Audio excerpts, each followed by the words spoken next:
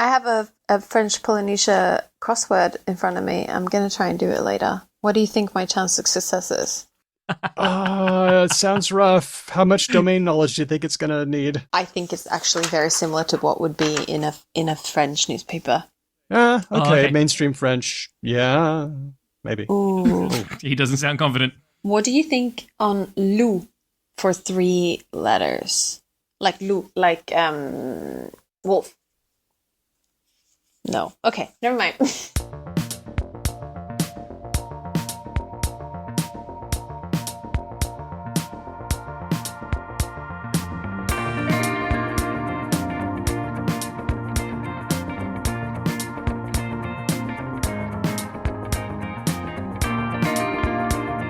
Hello and welcome to Because Language, a show about linguistics, the science of language. I'm Daniel Midgley. Let's meet the team. We've got Ben Ainsley and Hedwig Hurgaard, and today I thought I would get to know you a little bit by asking you a question, one question, in the hopes that it would somehow be revealing. So Ben, you first. Favorite apple variety? I feel very strongly about this. I thought you might. There is only one good apple in the world, and there is one apple that is acceptable in times of extreme scarcity of the first variety. The only viable apple that is delicious to eat as a snack is the pink lady. Oh, interesting. All other apples are horrendous pretenders, and people who want to come at me with like Sundowners or Fujis, quite frankly, just step the fuck off, because there is nothing about those apples that is delicious. The stand-in that I will accept in times of extreme scarcity is the Granny Smith. Interesting. I do like a good tart apple. Also noteworthy for its versatility on the cooking side of the spectrum. Yes. Right? Other than that, all those apples need to get directly in the bin. Granny Smith, unbeatable in pies. Yeah, absolutely. Though I will say, the pink lady, ever my favourite of the ladies, holds her own in cooking as well, because she's got that good solid tartness to her. Okay. Being half a Granny Smith herself. Hedwig, same question. Favorite apple variety? I am also a fan of pink lady, but I'm not as particular. Fervent. Not as jihadistic. I like a Swedish variety as well called Ingrid Marie that some Swedish people will know about, that you get in shops sometimes. I would like to try the Ingrid Marie, for I have never heard of it, nor have I ever tried it. I too would like to try the Ingrid Marie. Well, apple varieties are funny, right? Because you can graft apple varieties very quickly. Yes, that is true. And in order to get exactly the same apple variety, you need to do a bunch of stuff, because they're like insanely mutating, I think. I thought that we would have more kind words for the Bravo variety. I don't know the Bravo. I was going to say a nice thing about Gala, but... Oh, yes. Don't even. Bravo. Okay. No. Doesn't oxidize. The Gala does not deserve a Gala, and the Bravo is anything but. Okay, and also... It's delicious. I googled Ingrid Marie, and I did find out that it originates from Denmark. So... Has your affection for the apple completely disappeared? No, but... But substantially lessened. I know. I'm trying to be nice. My life was a lie. Hedwig, you were coming at us from Tahiti. What's going on there? Well, I'm here on the island of Tahiti in French Polynesia for business reasons. I'm attending a linguistics conference and enjoying wonderful Tahiti. I've never been here before. It's very fun. I am getting to exercise my French and also trying to guess at Tahitian words from Samoan, which is going... Is it working? For those of us completely removed from such a linguistic environment, give us a kind of roughshod similarity kind of comparison, Tahitian Samoan. Well, so I was talking to a lady on the bus stop today, like titino is like head in both languages, but like thank you in Samoan is patfatai, and it's maururu in Tahitian. So like those are completely different. But Samoan and Tahitian are both Polynesian languages, so they are related and they have lots of words in common. Are we thinking like Spanish and Italian? Like, is that a fair comparison? Spanish, Italian, yeah, maybe, yeah. Yeah, it's not a bad comparison. You can muddle your way through. Well, I can't because I'm not fluent in someone. A fluent Samoan And speaker you'd still could. have to know all of these things turn into those things. You know, you have to Right. That's cool. But yeah, it's fun. And everyone's very patient with me. Of course, I'm speaking more French than Samoan or Tahitian. And today I asked for a bouteille de verre, which means a bottle of glass, because I meant a bottle of water. And they just looked at me very kindly and said, "What? Excuse me, madame?" Excusez-moi? And then they figured it out. So everyone's very nice. Well, thank you both for being here. Let me ask a question. Do either of you like crosswords? I like them, but I'm not terribly good at them. And Steve is my husband. I am squarely in the same zone as Headers on this one. I have affection for crosswords. I would like to be better at, standard crosswords for just like flexi reasons, because it makes me feel like a real smart dude. And I would like to be better at cryptic crosswords, because I feel like anyone who is good at cryptic crosswords inherently is just a bit closer to being a wizard. Steve's so good at crosswords that one time when we were in Sweden and we were at a pub having a beer and I was trying to solve a Swedish crossword, he managed to help me. Here. Oh my god! Oh my! I was like, "Oh, it's this many." Jesus. That's odd. That's odd because crosswordese is a separate language of its own. You know. In all fairness, I think it was like an international word, like radio or something. But it was still. Oh, maybe it was something else. He was like, "Oh, isn't that this thing in Swedish?" And it was that. Impressive. Can I also, for later in the show, and you can put this wherever you want, Daniel, when we say the word crossword, there are two very different games that get played on a very similar board, essentially. And I feel like we need to clear up what we mean when we say crossword.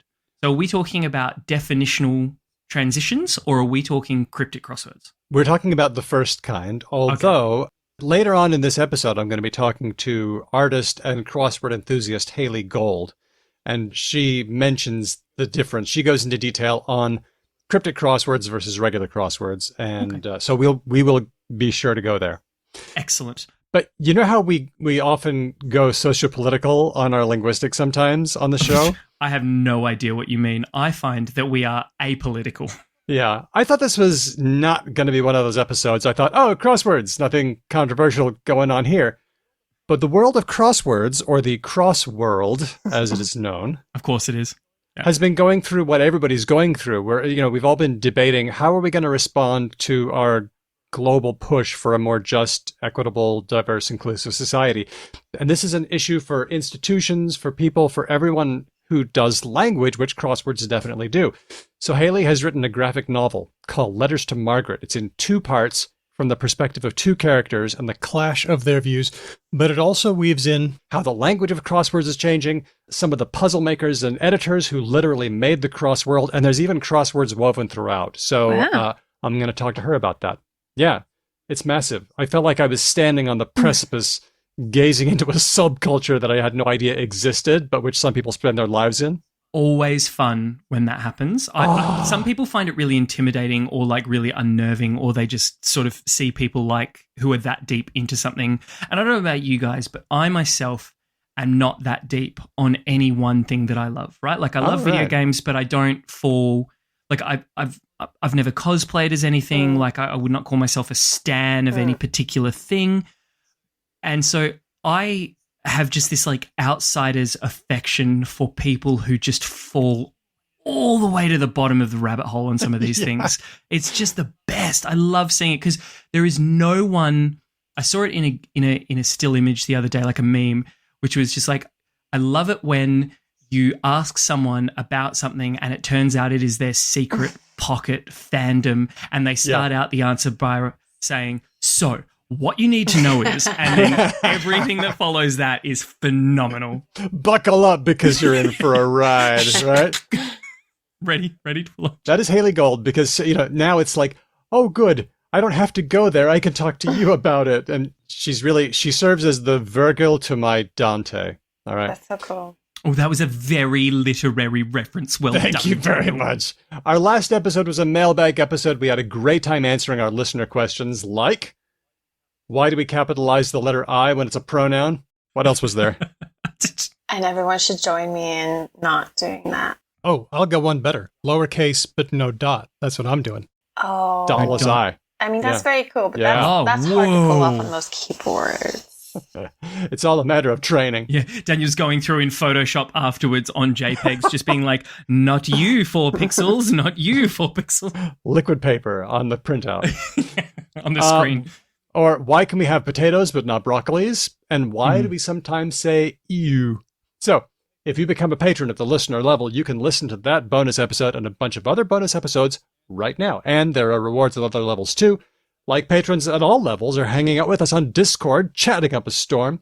We're really grateful to every patron for supporting the show, helping us bring solid linguistic science to the world. So join us. That's patreon.com/becauselangpod. And also in our most recent episode, the mailbag patron episode, we recorded a little video that's up on Twitter of where I accidentally invented a hand gesture that can symbolize the unity of Gen Z and millennials. I'm still continuing my campaign to be loved or at least accepted by Gen Z. It was beautiful. It was beautiful. It's so sad. No, it's not that. I just want them to like me. It's sad and beautiful. I want them to like me. I want to be the cool aunt. And Ben can be like the annoying uncle. You totally do. Yeah. I'm cool. Look, all I'll say is I'm happy to be the grunkle, the grumpy uncle, but I will never be the creepy / racist uncle. That's where I draw the line. You'll be the grunkle, but you'll never be the crunkle. Yeah, exactly. Creepy. Yes. Perfect. Thank you. I'll be the one who's like forever trying to research whatever young people are wearing and desperately trying. You'll be Steve Buscemi. Hello, fellow kids. That's who you'll be. Fellow kids. Just quickly on the Discord server, this is just a little bit of a plug for people who might want to become patrons. I'm thinking we should start a sub channel that's just like, what are you watching? Or like recommended watching / playing, because I've got all this stuff that I'm watching that I want to talk to people about, but I have no friends. And so if we create like this space, then I've got a captive audience. Consider it done. What do you want to name this channel? I don't know if that ended up being as much of an ad as I thought it would be. Oh my God, that's I love good. that. What do you want to... Come be my obligatory friends where I talk about the things that I'm watching. Should we call it What Are You Watching? Now Watching? Ben, I met. Yes. Viewing, now viewing. Yeah.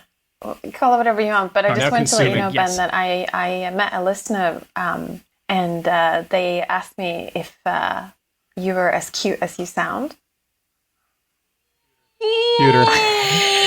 Oh, that makes me incredibly uncomfortable.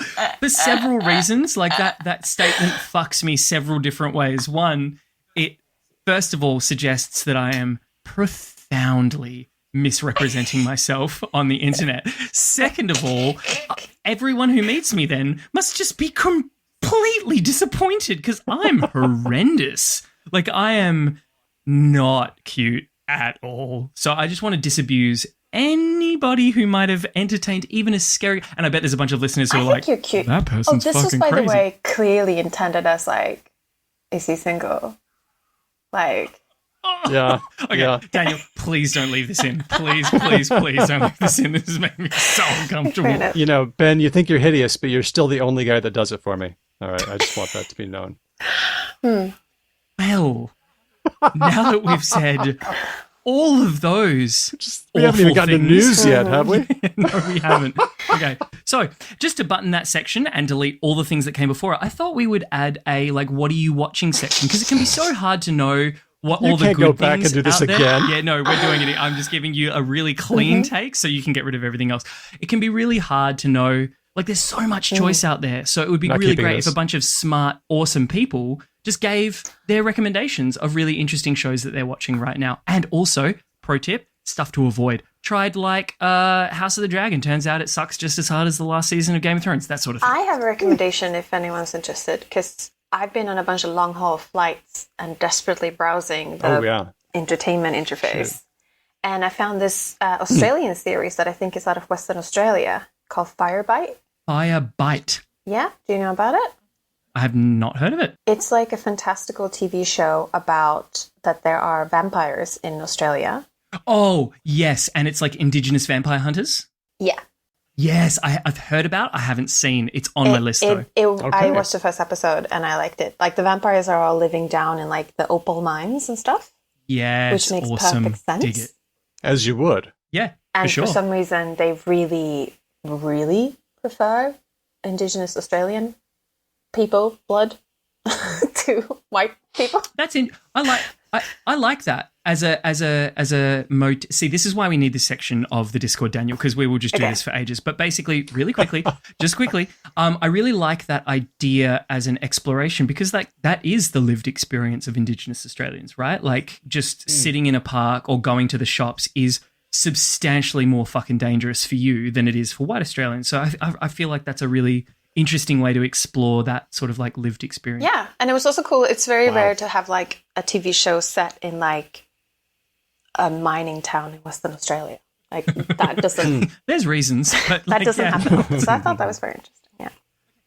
Okay, hey Daniel, what's been going on in the world of linguistics in the last week? Thank you, Ben. This one was suggested to us by Aristemo. Do you remember a long time ago, Ben, when we did a story about call centers? Mm-hmm. The voice of the agent seemed a little bit canned, and we wondered if it was an AI. And there was someone asking the agent, please say, I am not a robot. And the agent couldn't. Do you remember that story? Vaguely, very vaguely. What happened was there really was a real human on the phone, but they only had access to pre-recordings that they could play. Oh. So here was somebody desperately trying to push buttons to give the right sort of answer. Right. And the reason, you can guess why they made pre-recorded bits, right?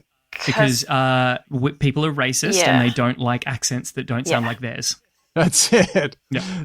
They want people to think, I don't know, like white people are on the call or something. So what do we call these? Is it a Turkish box? What's that idea that like it looks like a machine doing a thing, but it's actually a person doing it? The mechanical Turk. The mechanical Turk. There we go. How problematic is that expression, by the way? I don't know. I mean, it was like it was the We're having a dialogue. the I mean, it really was a Turkish chess player inside the box, right? well, or I thought the box was made in it Turkey. Was the thing. I don't know. It was this turban like character who would move the pieces. Oh, okay. So it probably was engaging in like early Orientalism and sort all of that. weird. Yucky. Yeah, that's right. Okay. Hey, what's a better term for a mechanical Turk? Let's find one. Yes. Anyway, Aristemo has pointed us to this article in futurism.com by Noor Al-Sibai about a company called Sanas that offers what's known as accent translation. What's happening is a person with an accent that doesn't sound like mine starts talking, and AI converts their voice on the fly into an accent that sounds a bit more like a mainstream accent. Yucky. This is yucky. I don't like this. Do you want to hear it? Yes. Okay, so this is the website sonus.ai, and it lets you turn the software on and off. We're going to listen to someone with an Indian accent, and I'm going to flip back and forth between the speaker's real accent and then the modified accent. Hi, this is Alex from the customer service aid. How are you today? Great to hear. I'm doing Very well. Thank you very much for asking. So how can I help you? you today. I'm so sorry about that. I'll be glad to help you. Can I get your full name? Name, phone number, and address to check in on that order? It isn't that bad, but it is a little bit, I don't know, unnerving to see it actually done. So... I feel quite conflicted about this. I'm not sure if I feel conflicted because we've talked about this before, which is like we live in a shitty world, and is giving people tools to deal with that shitty world acceptable if what you should be doing is focusing on making the world less shitty, I guess.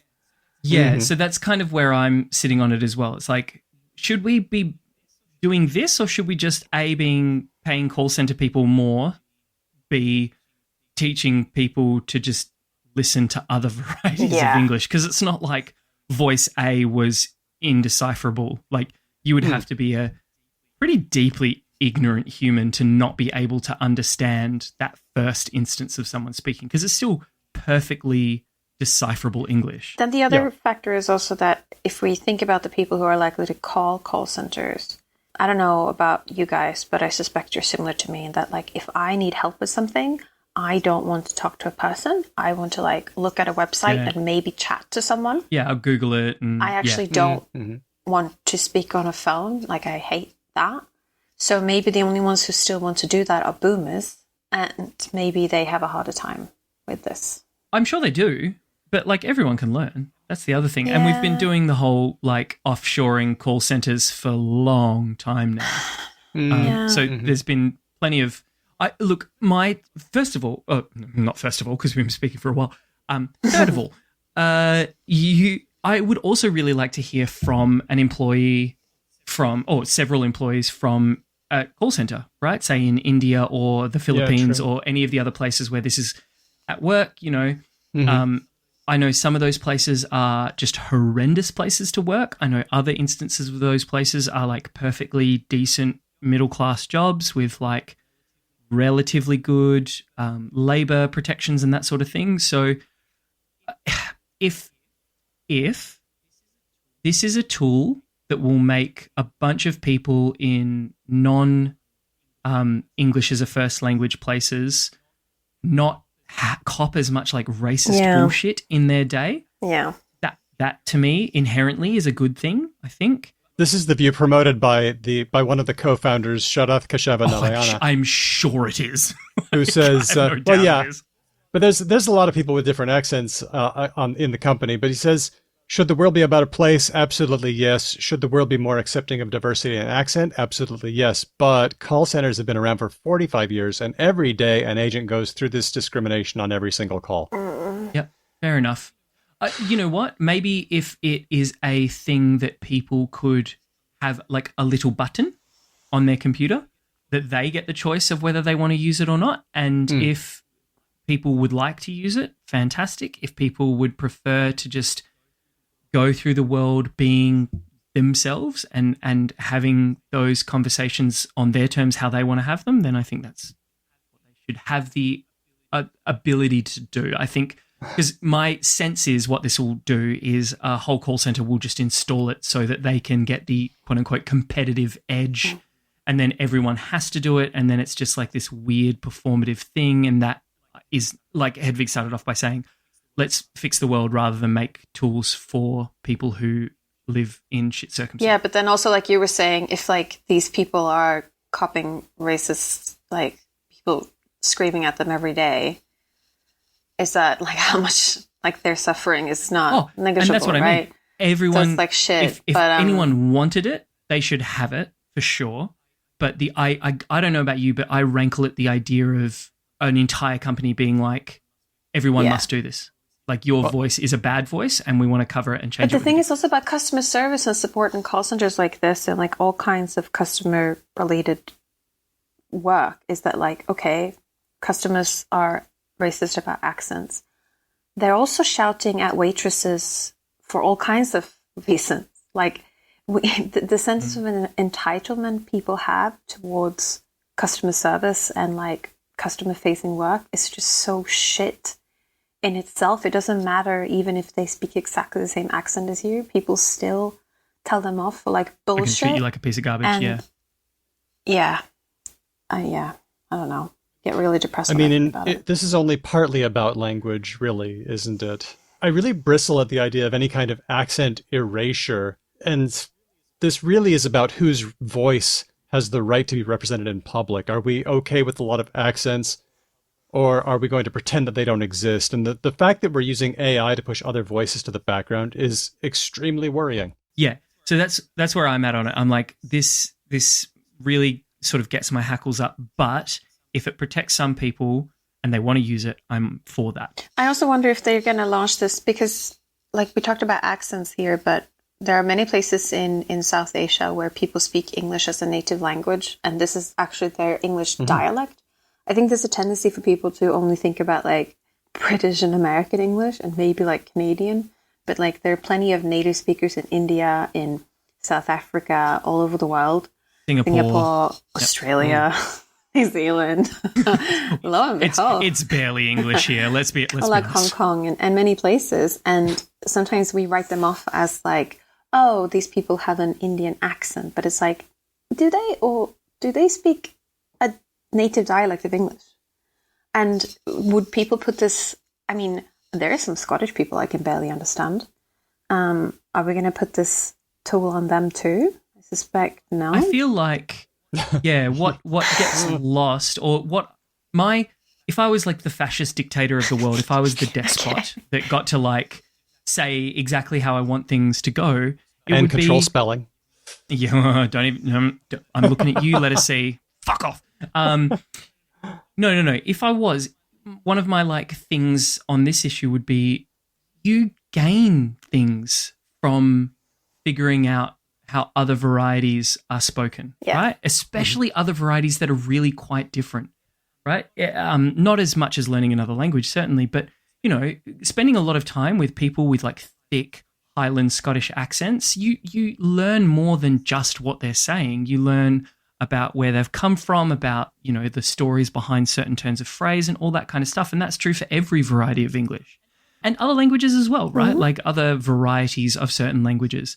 So yeah, if I was the like grand poobah of all existence, I would say fucking learn other varieties, dickheads, because it's real cool and you learn cool shit and it's nice and it makes you a cooler, better person. It's probably good for your brain. I don't know if it is, but I want to... Neuroplasticity, right? Like if crosswords are, then surely this is. I feel like dealing with variation is good for your brain. Yeah. I don't know. Yeah, but not everyone likes it. I mean, this is such a hard area. We've talked so many times about code switching and how we need to teach students to be good switchers so that other people will feel comfortable with their language, so that other people can pretend that language diversity doesn't exist, and so that they can avoid discrimination and abuse. And I hate that approach because I want to attack discrimination head on. But I know it's a problem that's never going to be solved, and I won't cop it. Yeah. Right? I won't. Yeah. It's really easy to be like, no, we should do better. But I've not had people look at me like a complete idiot because of how I speak. Yeah, exactly. You know what? In my science communication, I'm still going to attack discrimination as much as I can. Fight the good fight. And you know what? Aristemo commented this on a Discord and said it was okay if I share it. As someone who has worked call center jobs before and been harassed for my accent, I get that they mean well. However, this is basically the same as having customers put on AR goggles when they enter a store so that every employee looks white, and they never have to acknowledge that minorities exist. Maybe stop serving customers who insist on treating employees like shit. Yeah. Well, I mean, that is exactly. That's the problem, that customers treat people like shit for all kinds of reasons. Oh, I can't really impress when I think about it. This is tough. We should probably get to story 2 at some stage. Okay. Can I just share something? I'm reading a kid's book with my kids. It's called Little Light. I loved it so much I ordered a copy. And it's about this city with walls around it, but somebody is taking some of the bricks away. And through the empty bricks, they can see the people on the other side. And, oh, they have different food. Oh, they have different languages. They listen to interesting music. Oh. But the mayor's like, somebody is removing the bricks that protect us from the people on the other side of the wall. And they actually find that they quite like the people. And so what they do is they take the leftover bricks and they build the mayor a little house so that he can feel comfortable until he's ready to accept that there are people out there. And I just liked it. It's called Little Light by Kelly Canby. It's from Fremantle Press. I'll drop a link on the episode page about how to deal with demagogues. I think it's really good. You live in the house. You stay in your community. Yeah, and then he makes all the laws. Anyway. Oh, I know. Anyway. Okay. This story is suggested by Diego. Let me ask a question. What's the language besides English that you've suffered the most attrition on? The one that you've forgotten the most about? Oh. Well, I mean, that question doesn't apply to me, unfortunately. Oh, right. Not even at school? Oh, Indonesian. Yeah, okay. Hindi. I only took one semester of Hindi. Yeah, wait, how much? What even is attrition? How much do you have? The one that you attained the highest level on and then you've forgotten the most about? That would be Russian for me. Latin. Oh, right. Oh, yeah. Good call. Do you think it would bounce back if you tried, or do you think you'd be starting over? I think it would bounce back. Yeah. I mean...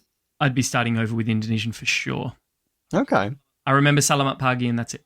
Oh, and Bagus Sekali. That was the thing that was said to everyone other than me. Why? What does that mean? Very good. Oh dear. Well, this is a study by Professor Monica Schmidt of the University of York, published in Language Teaching. Professor Schmidt got 500 people who took French GCSE or A-levels, between the 1970s and 2020 and never had anything to do with French again. That's our equivalent of studying French all the way to the end of high school, right? That's right. That's right. Okay. Now, Professor Schmidt gave them a test to see if they could distinguish between real words and non-words in the language. They also had a French placement test with some grammar and vocabulary. And what they wanted to see was if there was any correlation between how they did on these tests and how long it had been since they'd studied. Yeah. Okay. So you'd expect people who studied longer ago to have forgotten more. What would you expect that they actually found? I'm guessing a bathtub curve.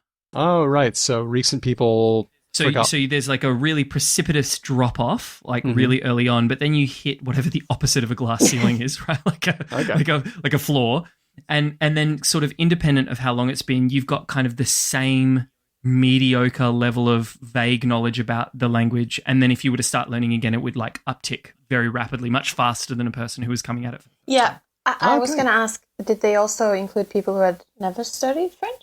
That's an interesting... I don't think they did study that. I don't remember that was part of it.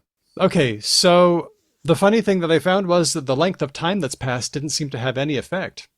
People who studied a long time ago did about as well as people who'd stopped studying recently. Okay. So it is like you hit some sort of like uniform floor for your level of knowledge about that language, and then that kind of stays the same for a really long time? Yeah, Professor Schmidt says, vocabulary knowledge exists in a densely connected network, which means that we only need to be reminded of a word that sounds similar to a foreign language word for our brain to recall it, a slight nudge in the right part of the brain, and it comes flooding back. There we go. Now, this is a pilot study, so they admit it's a bit quick and dirty, but cool. Professor Schmidt says knowledge of languages is astonishingly resilient. Yeah, I feel that way now. I don't speak French very often, and I've spoken French a lot in the past few days. I'm also very grateful to people who learned French know that like Paris is not the best place to practice it. And I can tell you that Tahiti is probably one of the best places to practice it. Everyone is extremely patient with me. Oh, that's so sweet. And I actually find myself, I know that I'm making tons of mistakes, but I can sort of form sentences and I can get around and I can sort of understand what people are saying to me. It's not 100% by far, but like, and I very rarely get to speak French, so I'm excited. Can I ask you, Headers, is your knowledge of French sort of enough for you to be able to say what Tahitian French kind of sounds like? Classically, Quebecois is like how farmers would speak French. Like, is there like a version of that for Tahitian French? Quebecois sounds like English Canadians speaking French. So, I mean, obviously, like it sounds really Anglo, but Tahitian French sounds, in lack of a better word, like a bit Polynesian. And it sounds to me more similar to like that tracks. It sounds more similar to me to like Swiss or Belgian French. Like it's more enunciated. Like it's not the same, but also I would say West African French in my experience is also like clearer. Everyone is clearer than Paris. is my main conclusion. I think maybe that's the actual division, Paris versus everyone else. Yeah, fair enough. Classic. Okay, keeping going on our language learning beat, we've often noticed that children seem to learn language fairly quickly and effortlessly, seemingly, although I think it's harder for them than they let on. Yeah, but certainly not effortlessly, but just they do okay. They do okay. And well, let me put it this way. If you have worked and studied and stayed up late studying vocabulary charts and anything to struggle to learn language, I think you kind of envy children a little bit. Mm-hmm. But why would they be so good at learning languages even with less cognitive skills? We've discussed this before, right? There's the Ben Ainsley, and also maybe I can elbow in Hedvig theory of language acquisition, which is they've got nothing better to do. Please. Yeah. Every conceivable need is taken care of. So it's just like learning language and playing with blocks. They got nothing better to do, and they're highly motivated because if they manage to convey information, they get like very positive feedback. Yeah, and they get stuff, right? Like you need adults to help you in the world. But there's another thing cognitively that might be helping, and I've long been aware of Dr. Alyssa Newport's less is more hypothesis, that actually having less cognitive ability might be easier. Like if you throw someone 5 balls and say, catch, if someone's focused on just getting one, they might get it. But if somebody tries to get them all, they might miss them all. And in this view, children are laser focused on what is this about? What are the entities? But adults like to analytically sort of figure out the whole sentence and just miss it. I see what you mean. I think in my German classes, I am very childish in that case because I start sentences and I'm like, this is my communicative intent. I'm going to try and do this thing. And then halfway through the sentence, I'm like, fuck, I don't know the word for this in German. I'm just going to make some shit up and point at things. And everyone else in class makes like fully formed sentences that are grammatically correct. Nice. But at least you get the idea this utterance is about this thing. Yeah. Right? So if we could test this hypothesis by reducing the cognitive capacity of adults temporarily. Yeah. I see. Drunk? Are we going drunk? No, we're going tired. Okay. So this is work from Dr. Eleanor Small of Ghent University and the team. They gave Dutch speakers 2 different tests. One was they gave them a made-up language, but the words had definite patterns of consonants and vowels. Subjects had to read them quickly, and that was to see if they had figured out the patterns. In another test, there were these made-up words that had 3 syllables, and they had to say which of the 3 choices they'd seen before and which one was new. This is just sort of a proxy for language learning and how well you do it. But some of the subjects had a test designed to wear them out a little bit cognitively. They had to press letters and numbers depending on what they saw on the screen. And some had a regular version of this test and some had a very demanding version of the test so that they got more cognitively tired. And it turns out that the ones who were cognitively more drained did better on the language test. So they would be drained first and then do the language test? Is that right? That's right. Their brains were all tuckered out and they actually did okay. Their language, their cognitive skills were much more in a suggestible childlike state and it actually seems to have helped language-wise. Right. That's very interesting. You know what this reminds me of? Have you guys ever been shown the make a structure with marshmallows and spaghetti thing? No. No, but I like it. I understand. Okay, I want to do it. This is a very old, very long-running little exercise where you give a group of students a certain number of marshmallows, a certain number of pieces of spaghetti, and I think a certain amount of tape, sticky tape. And you get them to build the tallest structure they can manage in a certain time, like 15 minutes, something like that.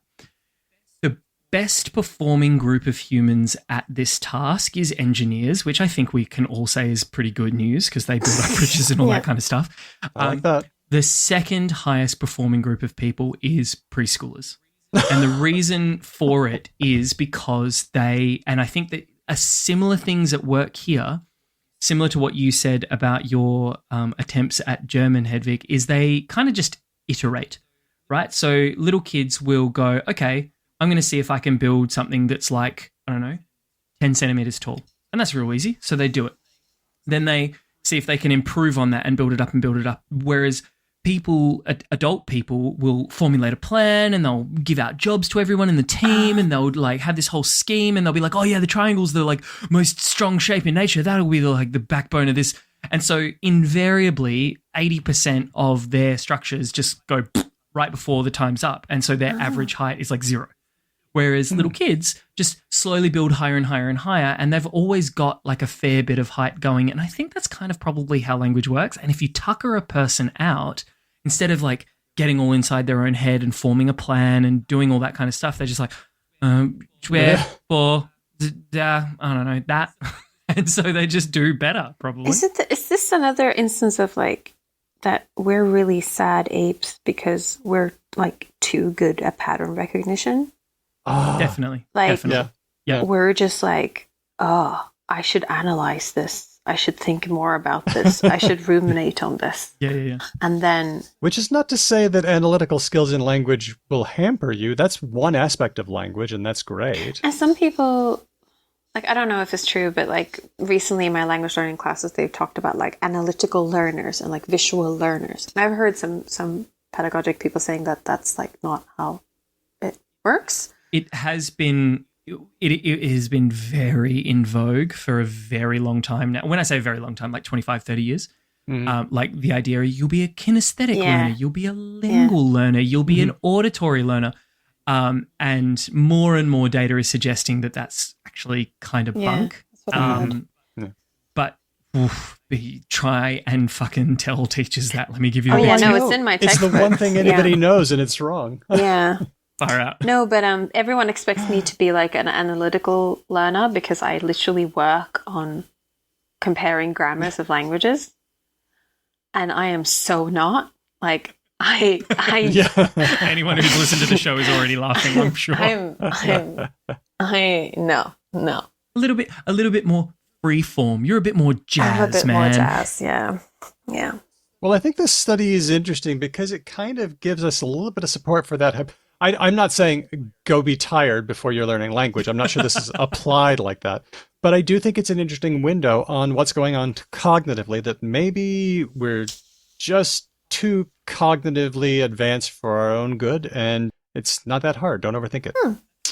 That's the best one, I think. When you're trying to learn stuff, don't overthink it. I'm trying to learn piano at the moment, and 100% of the time, when I do the worst I can do at piano, it's when I'm actively sitting there going, okay, I want to do like a thing with timing in my head, and all of a sudden it's just like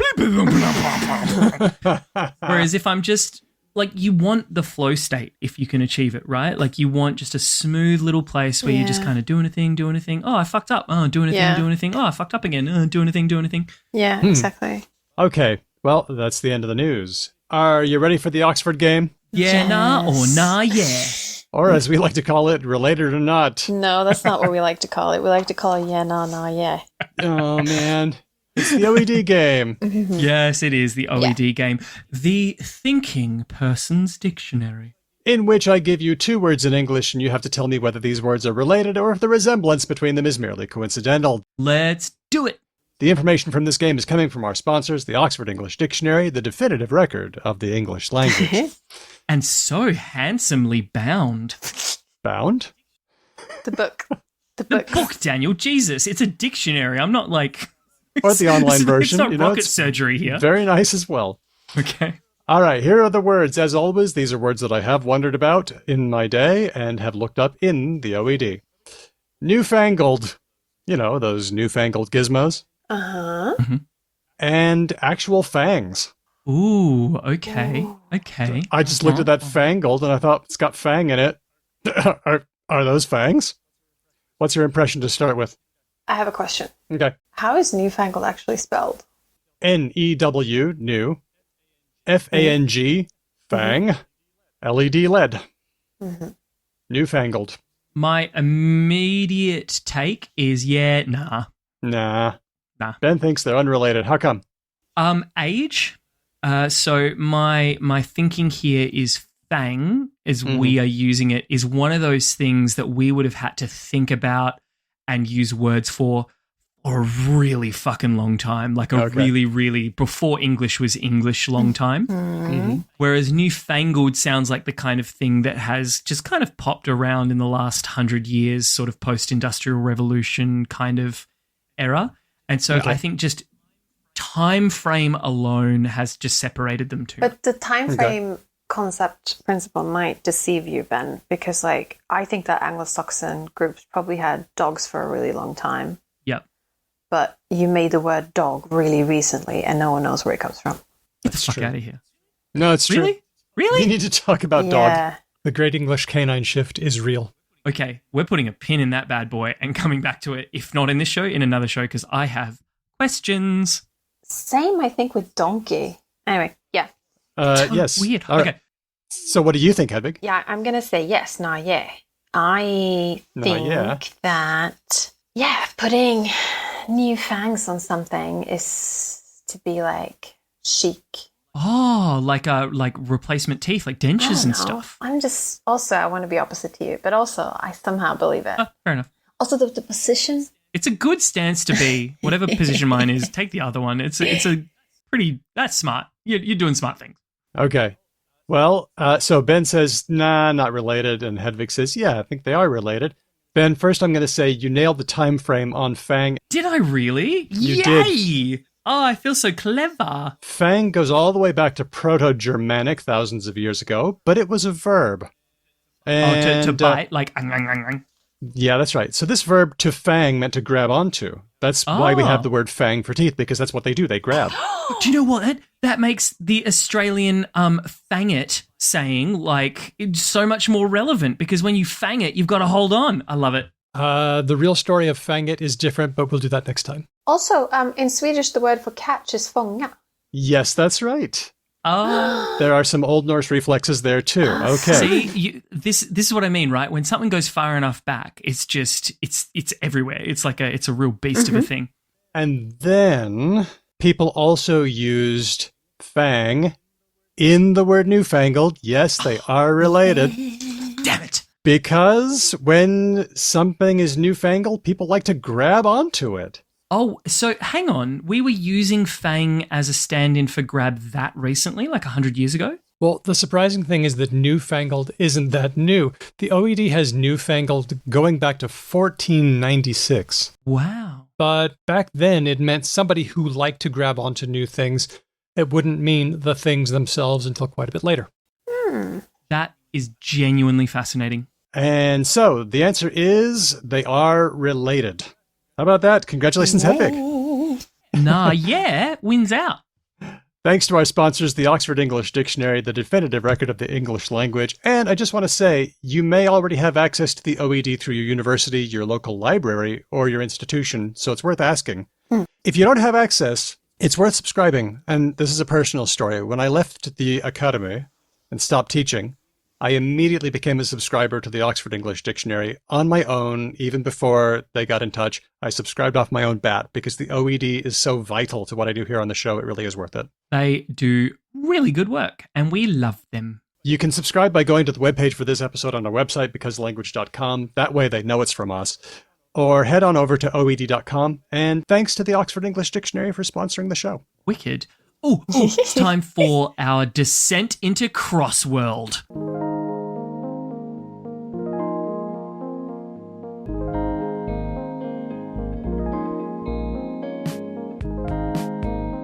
I'm talking with Hayley Gold, who is an artist, crossword enthusiast, and the author-illustrator of Letters to Margaret, which is a graphic novel about crosswords, and it contains crosswords in 2 parts. So, Hayley, hello. Thanks for getting in touch with me today. Thanks. Hi. It's quite a read. It's quite fun. Have you been working on this thing for a long time? How long did it take to get this going? Well, it took me a few years to make, but that is not because of the conception of it. It took me probably less than a month to write the entire thing. It just takes a very long time to create a graphic novel and draw each panel. Yeah. Yeah, so that's why the length of creation is so long. And it's got 2 parts. It's got the part from a character named Derry's perspective, and then the part from Margaret's perspective. But then there's clever asides wound all the way through. It's about crosswords. It features crosswords. There's just a lot going on here, and it's really fun to read. Well, I would describe it as a flip book. So, like, I don't think you got the physical version, so it's like probably different to you. Yeah. But if you have the physical version of the book, you flip it over and it's the other side backwards. That's and it. The 2 sides meet in the middle. Yeah. And so it's what I did, like, there are many different types of flip books, but what I did here is I told the same story from 2 different characters' perspectives, depending on which side of it you read. So yeah, that's how I would describe it. Right. On Because Language, we talk about the functions of language, and we talk about using it to communicate, using it to show our identity, using it to form and maintain social relationships. But we don't often deal with another extremely important function of language, and that is to have fun, to play with it. And that's, I think, what crosswords are all about. Well, me personally, how I got into crosswords, Yeah. this is going to be breaking news publicly, because I've disclosed this before to other people, like off the record. Yeah. But seeing as how I have my other book, I have a book called Nervosa coming out in April, and that really tells you how I got into crosswords. It's an autobiography, that book. Okay. But I'll give a little summary now. I have an eating disorder. I have anorexia. Okay. And I got into crosswords while in the hospital as a distraction and continued with them as a distraction when dealing with food. Because for me, I have OCD, I have an obsessive brain, and thinking about words is something that I can clutch onto. Yeah. So even while I'm doing a puzzle, I get distracted, but even when I'm not doing a puzzle, I will think about the words. The words will play in my mind. I'll be anagramming. I'll be thinking about a clue. I can escape whatever terror is plaguing me at the moment and go into little like wordland. So Right. that is actually how I got into crosswords. I'll say straight up. Wow. Because language exclusive, thank you for sharing that about Yeah. yourself. It's deeply personal, isn't it? I don't have the same story of my sort of crossword love, but it started for me with Games Magazine in the 80s when I was a kid. I'm a bit older. And that's where I first heard about Will Shortz, because he was doing the editing for the crosswords in there. That's where I got into cryptic crosswords. And I guess it was a way of playing with words, and that's really fun, but it also sort of helped me to establish a part of my self-identity that was about being a wordy sort of person, and that was the way that I like to be. I think that's what it did for me. That's a funny convergence because there's a lot of things I have to say when you say that. One is that I am a freelance writer for Games Magazine currently. wait. Games Magazine is still a thing? That's what everybody says when I say, like, I keep telling my editor at Games Magazines, like, we got to make things more contemporary because the crossworld right now does not appreciate what you're doing. Yep. And they're pretty much like, well, we're happy with our 60 plus audience, but yeah, the Games Magazine very much still exists. I'm trying to they just actually have new management, and I think they might be trying to make some changes. I don't know where it goes. I'm I'm trying to actually get a cartooning gig there. Cool. But I'm working on the sequel to Letters to Margaret, which Okay. this is the other convergence I want to bring up, which teaches you how to solve cryptic crosswords. Because Oh, I am way more into cryptics than I am into, like, I no longer even do personally what yeah. American style crosswords. I Yep. only do cryptics, and I only do variety cryptics. Yeah, okay. Those are the only type that are worth doing. And the sequel contains, I think, four of them. Uh-huh. Um, so it and it te the in the story, the graphic novel, it teaches you how to do them.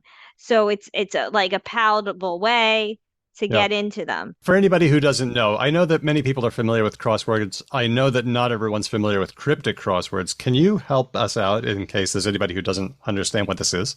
Sure. Now, I don't know what the main type of crossword is in Australia.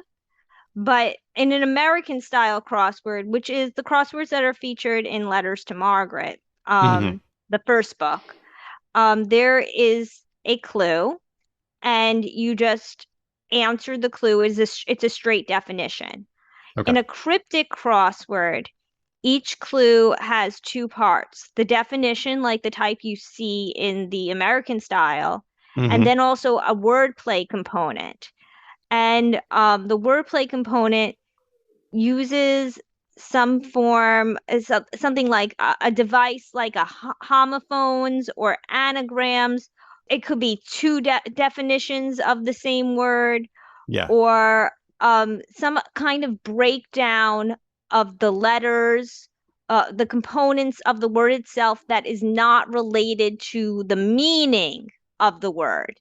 So it gives you two avenues to derive the actual entry that goes into the grid. And it doesn't signpost what those two bits are.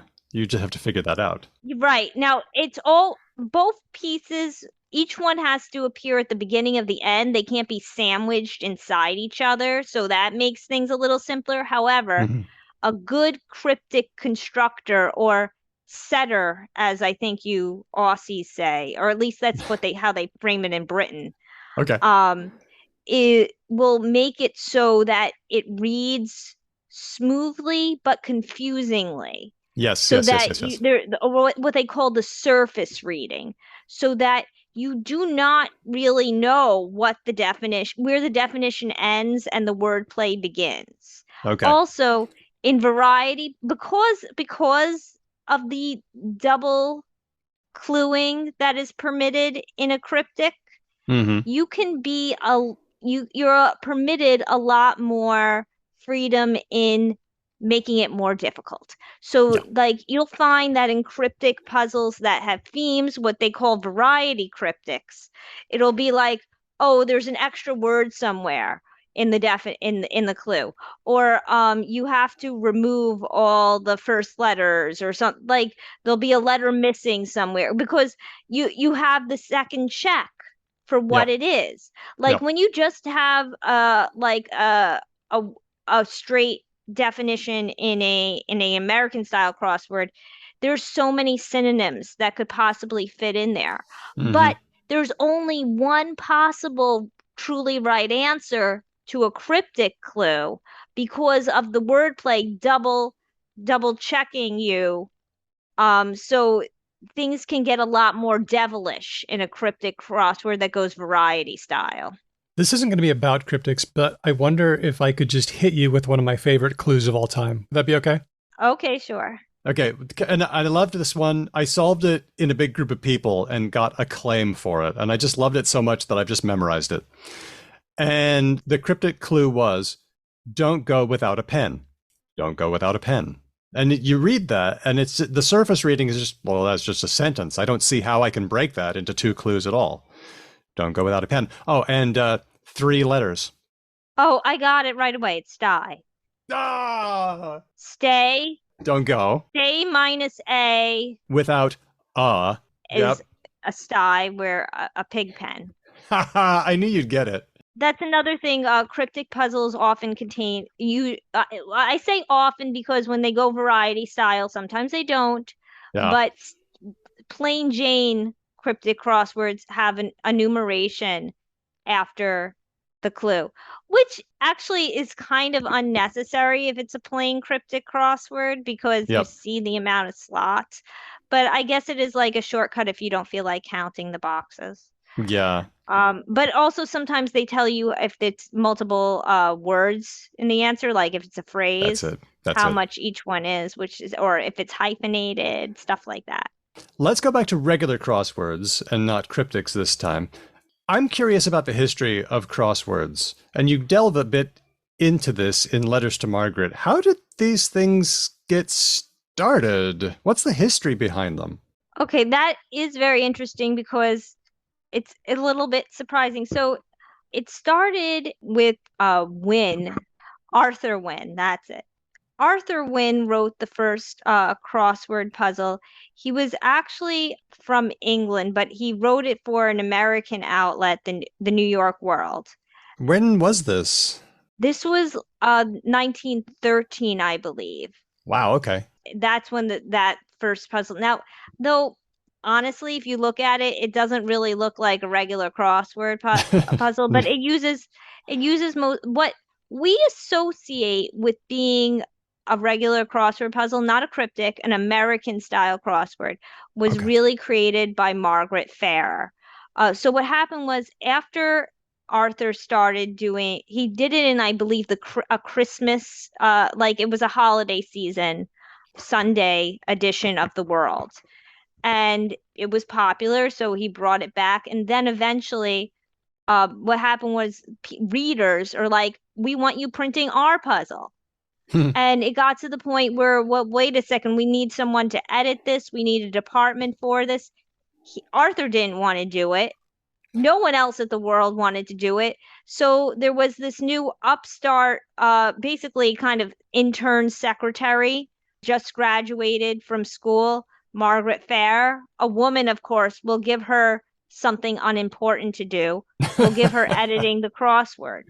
Yeah. And she, in doing so, well, first of all, she wanted to be a reporter. She wanted to do newsy stuff. She wanted nothing to do with this. This was an insult. Hmm. And she wasn't even looking at the puzzles she was submitting. She was just publishing them. Turns out they were completely unsolvable. And people were complaining, including her office mate. And so she decided, okay, I'll look at them. And when she started looking at them, she started caring about them. She ended up falling in love with puzzles. And she not only did she put all her efforts into editing them and refining them, she set the standards for what we have now, where all entries need to be checked. Each box needs to be checked at each point, which is not the case in cryptics. And also the symmetricality across the diagonal. Was that her? That was all her. Yes, wow, that was all okay. her. My gosh. Percentage, the fact that each entry has to be at least 3 letters. Mm-hmm. The fact that there has to be it can't be over a certain percentage of black squares in the grid. Now, a lot of the times modern crosswords violate these rules to make things more interesting, but this is how crosswords grew up because of her standards. She also did a lot of things that no longer that are done at all, such as there couldn't be any brand names. So you could not have Oreo in the grid. How do we have a crossword without Oreos? Oh my gosh. Oreo they did have Oreo in the grid, only it was clued as mountain prefix because it is an abbreviation from, I believe, Greek. Yes. In geography, I learned about orographic lifting, which is air that cools over a mountain. Yeah. Also, she wouldn't want anything vulgar, possibly. Like, for example, Merle Regal, a famous American crossword constructor, submitted something that contained rail in it as rail pertaining to the disease, the cough, like the death rattle rail. Oh, and rail, yes, okay. She would not publish that. She was also very sensitive about things that had to do with religion. She didn't want anything disrespectful about religion, that referred to it jokingly. She said that, like, no, I believe, death, taxes, or war. Right. Now, oddly, most of the early puzzles did cover newsy topics. That's how they legitimized it, by making it a review of what's going on with the news. So at the same time, she was saying that she didn't want what was going on in the rest of the paper that troubled people in the crossword. There was also, I feel like there was a lot of hypocritical stuff going on in terms of, the content. But anyway, crosswords became a craze in the 20s especially, and were seen as something the delinquents were into, and seen as a pox upon society. Crosswords were the cause of divorce and laziness and all the ills of the youth. So this that and jazz music were bringing the country down. And bicycles at some point were blamed for just about everything. Well, I can see that because I think they're ruining the city right now. I live in New York City, and City Bike. My God, they're taking away all the parking spaces, and these hoodlums riding the bikes, they'll go right into you. That's right. They'll hit your car. It's awful. Oh my God. Okay. So they were seen as a corruptive menace. Yes, and the papers kept on lowering themselves to contain a crossword because they were so wildly popular.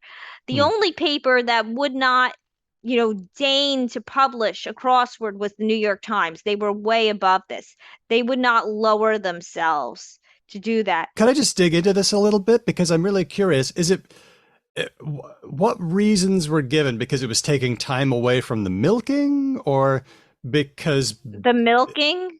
I think it was more of an urbanite thing. Okay. Maybe it's just anything popular people will shit on because it's the people. Well, there was also like pickpockets would take away from people's would do their pickpocketing while people were distracted from a crossword. Amazing. Couples would get into quarrels over the content of a crossword. Once Well, they do. there were several instances of people getting shot over crossword feuds. There then also people would be so lazy as to doing a crossword instead of doing their job because they were doing a crossword for recreation. Yeah. It was, you know, Okay. I mean, it wasn't real, but now people will blame, video game violence for things. The rap musics were corrupting the kids. It's all the Hmm. same bullshit where people blame non-corruptive things for problems because they don't want to face the actual problems in society. Boom. It's not like there was any legitimacy to it, so I can't give you any, like substantiative evidence here. Hmm. It wasn't until World War II broke out and the New York Times was like, oh, maybe we do need to do something to distract the people from all the problems in the world. Hmm. And I believe there was a new editor also at the New York Times who actually happened to be a fan of crosswords.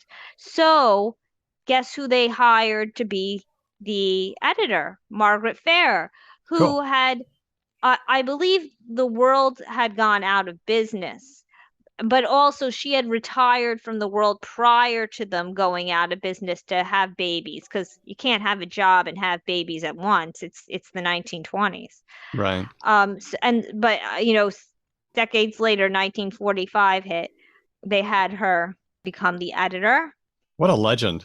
It started out as only Sundays, but eventually they gave in to doing weekdays, and that is how it all started. It became a hallmark of the times. It became something that, and probably their biggest source of revenue these days. Could you imagine them? And now we see crosswords as an academic pursuit, as something hoity-toity a little bit, which is a totally off color characteristic of many lowbrow crosswords go raunchy all the time. So, but that's the origin story.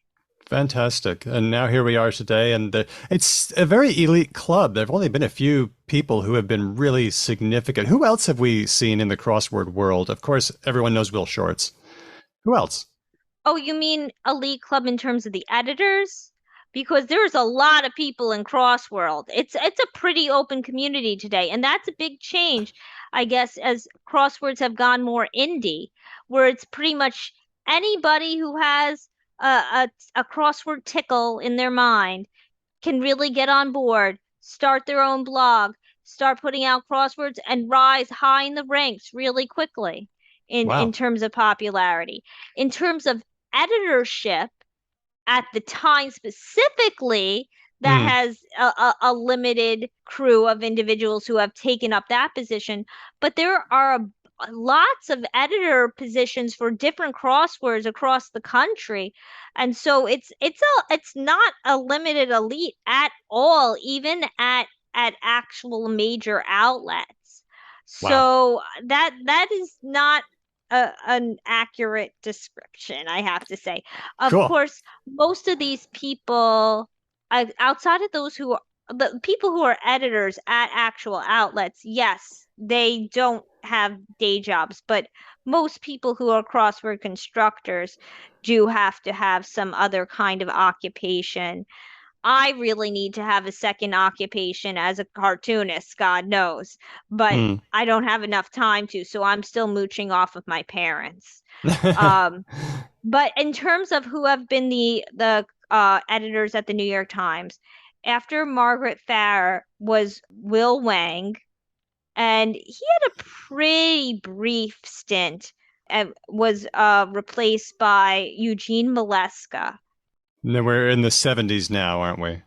Oh no, we're already in, I believe, okay, Margaret Farrer didn't retire till I believe the late 60s. It was Oh, either shoot. Okay. 68 or 69. She went long.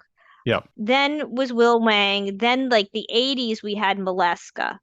Then there was a very short period where there was an interim editor, Mel Taub.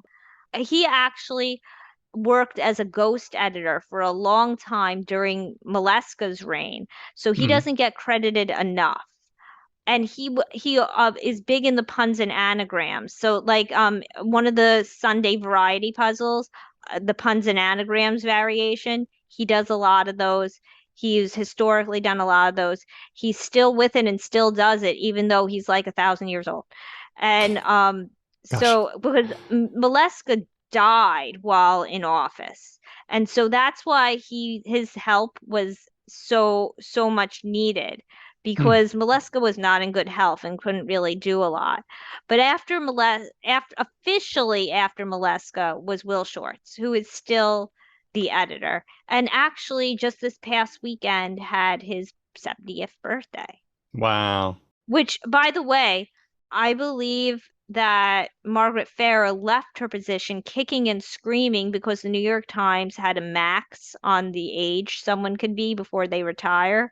And Um, I think Will Shortz has surpassed it. So they must have taken out that stipulation at some point, oh, since it interesting. is kind of ageist and, Mm.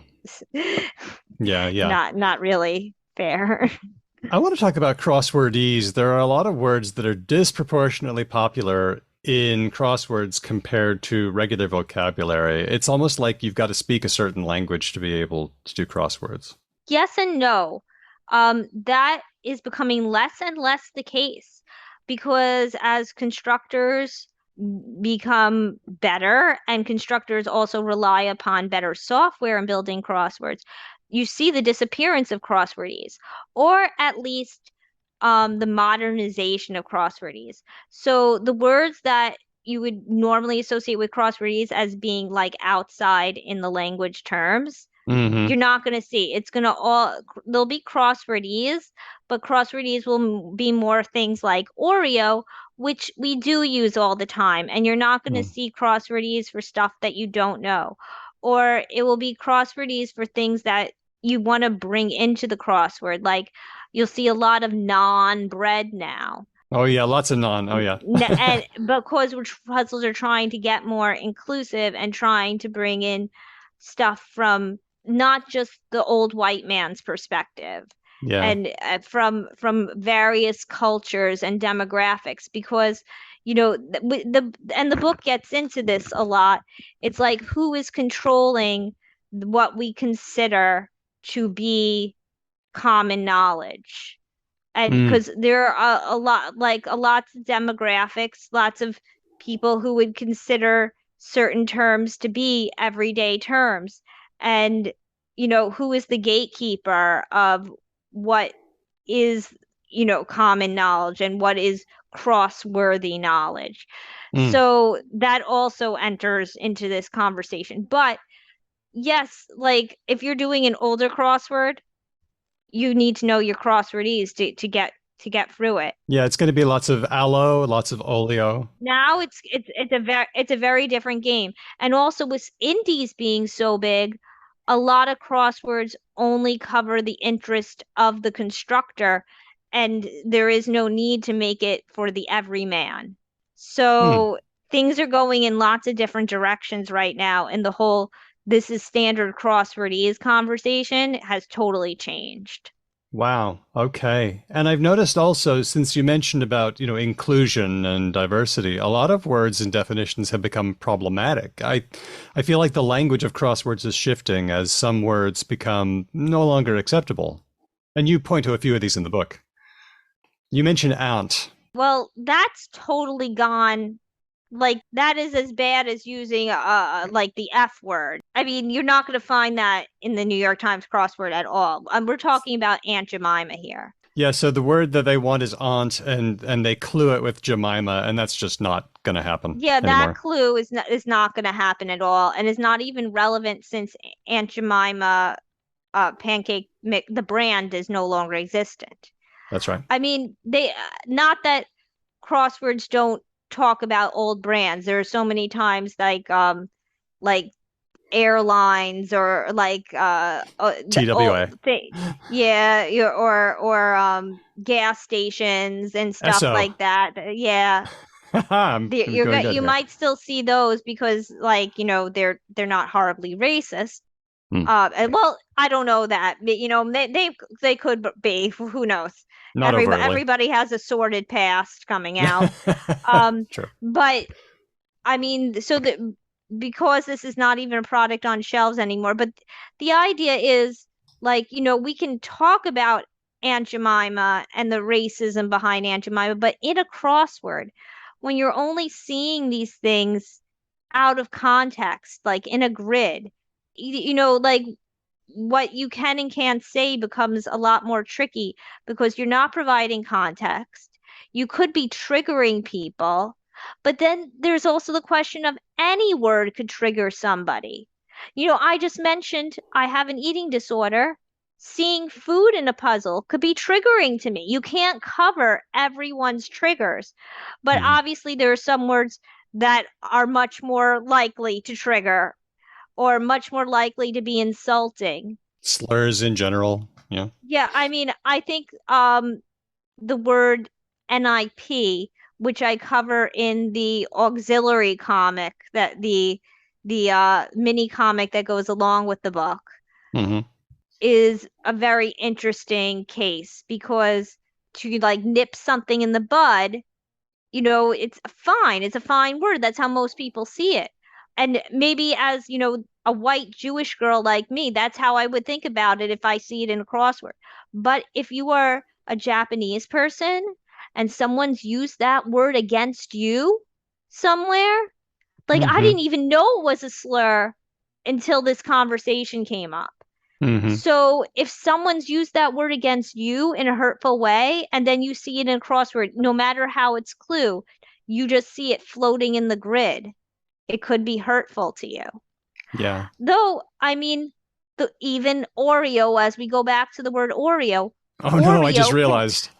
Oreo can be a slur, Yep, that's right. and it That's right. might have been used against you. However, we're still gonna use it all the time because the percentage here, it's like, you don't really hear Oreo being used as a slur very often as compared as like the cookie is such a common thing. But Yeah. still, it is a thought there because, where are you going to draw the line with everything? Words are so powerful. Mm. They are. And that's where the job of the editor becomes so very important. Yeah, and that's also become very controversial. I mean, there are some people who have hitmen going after Will Shortz. What? It's true. Actual, like, putting Will Shortz's life in danger. Well, no, I mean, more like they're saying that Will Shortz shouldn't be editor anymore. Very Oh, upset okay. about it. Okay. I didn't mean it Not literally. literally. I meant it more like they're calling for Will Shortz to step down. Wow. And are very upset with his leadership. It's so interesting that, I mean, we've seen this in lots and lots of areas. We're seeing it in linguistics. We've seen it in other areas of interest that every domain, every area of endeavor is having to come to terms with how do we react to diversity? How do we react to social justice? A lot of people just want to lock it out and pretend it doesn't exist, and some people are trying to engage with it. And crosswords are having this discussion too. How do we engage with social justice? How do we make the world a more inclusive and diverse place? Well, that's the real problem, and the reason why I wrote my book is because you say crosswords are having this conversation, but they're not. Oh, Everybody is only listening to the echo chamber they belong to. And instead of having a discussion, there's just really anger about the other side, how much the other side is wrong, how much you can't listen to the other side, just shutting them out and believing you are 100% right. And that's why I made this book, because I try to present two different views. And I wanted to force the reader to have to read both sides and try to sympathize with both sides of the issue. because if you look at people on both sides of the debate of, sensitivity versus free speech, you realize neither side is insane, that both have reasonable arguments in different areas. And you should try listening to other people, because your views might change, your views might soften, you guys might influence each other. Mm. And you should always be open-minded. That's the main message I'm trying to send. Hmm.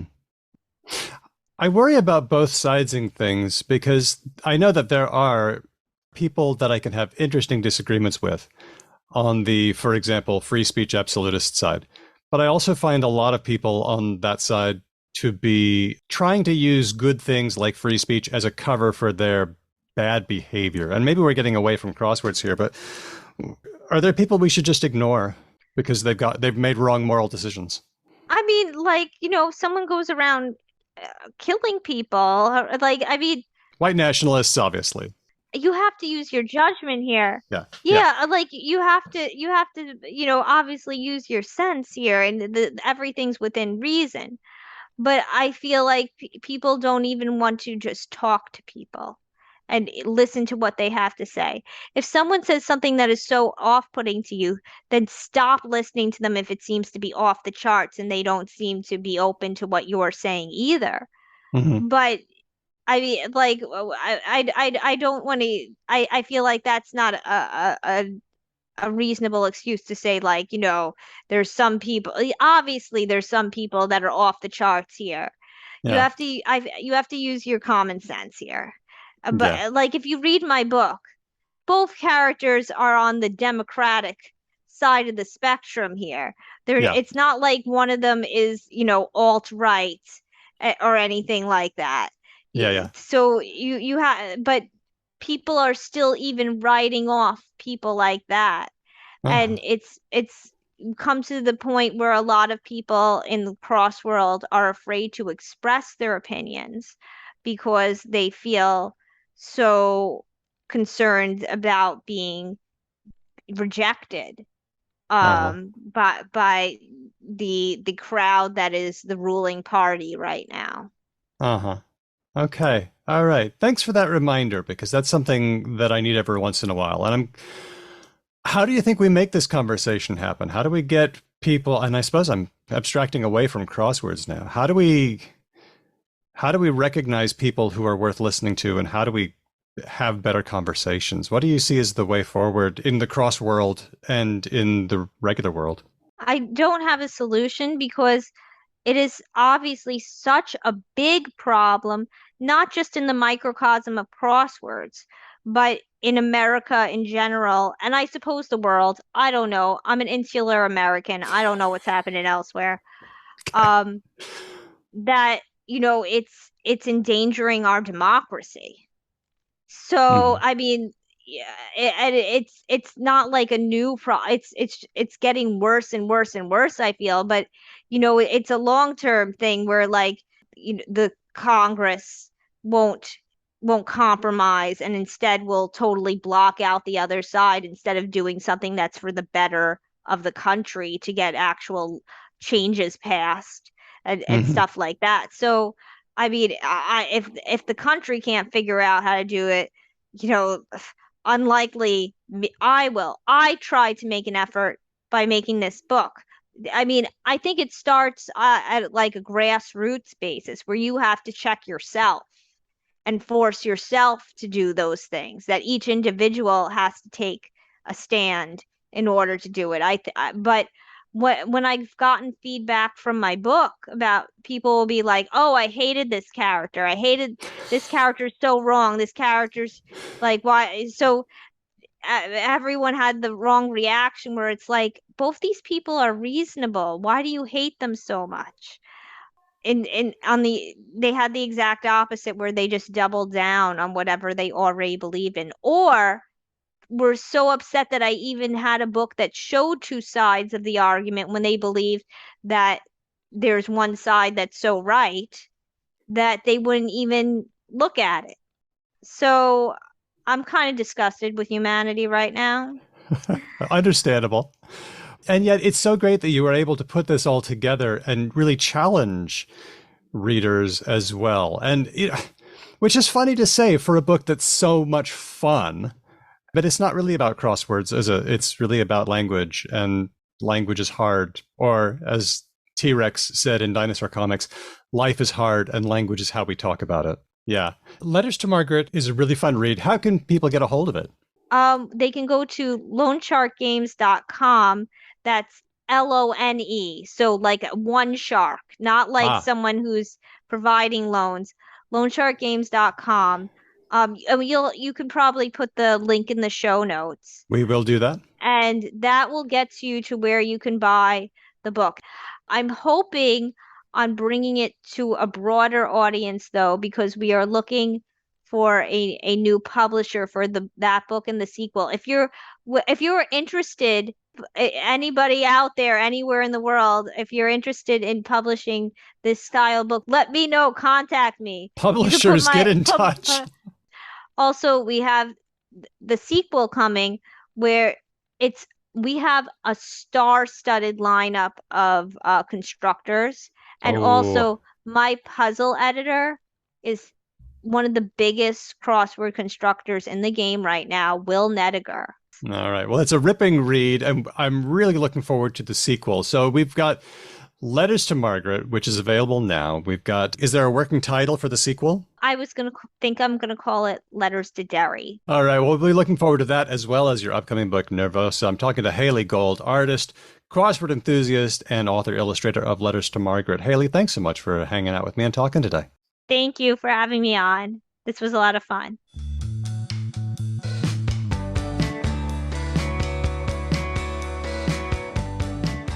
Hey, it's time for Words of the Week. Has it not been nice ignoring American politics for a little while? It really has. Although, having said that, for whatever reason, I've decided to drop down a bit of a rabbit hole on American politics. So I'm listening to like Pod Save America several times a week. So really? Okay. I am just like awash in what's going on in America, which is weird because I should be doing that here in the country that I actually live in and have some measure of political agency in. But I'm a stupid millennial. I'm not listening to much American politics at all, except for QAnon Anonymous, which has been about Canada recently. So this is an email from Ozzy at hello@becauselanguage.com. Hi, folks. I have a Word of the Week submission for you, although perhaps a bit of a US-centric one. Oh, I know. Dark Brandon. Yep, I've heard of this. Yep. For context, Brandon has been code for U.S. President Joe Biden on the right for more than a year due to a NASCAR reporter mishearing a rude chant as "Let's go Brandon." Just a thing. So the crowd was chanting "Fuck Joe Biden." Did the NASCAR reporter misreport that, or did they know that that's what they were saying, but it was obscene, so they were trying to save the situation? I don't know. Was there any driver on the field called Brandon at the time? Yeah, it was. It was during an interview with race car driver Brandon Brown. So if that mishearing was purposeful, it was actually rather deft. It does sound like such a NASCAR driver name, though, doesn't it? Brandon McGee comes around the final turn. God. I don't know. Ozzy continues. Dark Brandon started out as an alt-right meme originating from a Chinese political cartoon showing Biden sitting on a throne atop a mound of guns. Examples of Dark Brandon images show Biden with lasers coming out of his eyes. Oh, that. Mm-hmm. By the way, anyone on Twitter whose avatar has lasers coming out of their eyes, just watch out. Just stay away. I remember that from the days of, like, I can have cheeseburger, like cats with laser beam eyes. That's how, like, boomer I am. That's true, but this is like a crypto thing, or yeah.